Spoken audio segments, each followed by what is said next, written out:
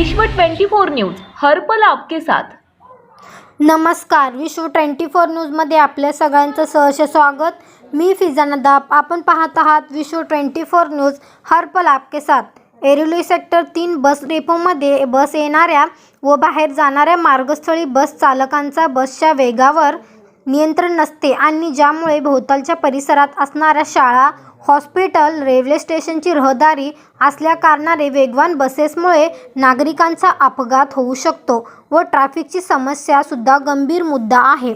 यासाठी आज नवी मुंबई जिल्हा युवक काँग्रेसतर्फे ही बाब निदर्शनात आणली गेली। तसेच बस डेपोमधील NMT व बेस्ट च्या व्यवस्थापक नियंत्रणशी संजय शिंपी व हिंदूराव दमदाडे यांना या संदर्भात बसच्या वेगावर नियंत्रण ठेवण्यासाठी व प्रतिबंधात्मक उपाय घेण्यासाठी निवेदन देण्यात आले।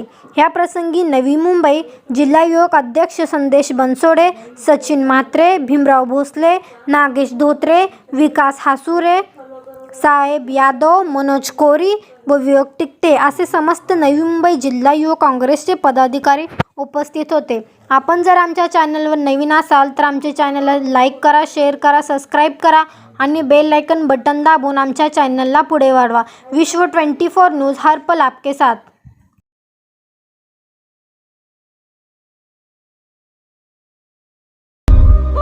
राज्यातील महत्त्वाच्या आणि आपल्या भागातील ताज्या बातम्या पाहण्यासाठी आजच आमच्या विश्व 24 न्यूज चॅनलला YouTube वर सबस्क्राईब करा आणि बेल आयकॉन प्रेस करा।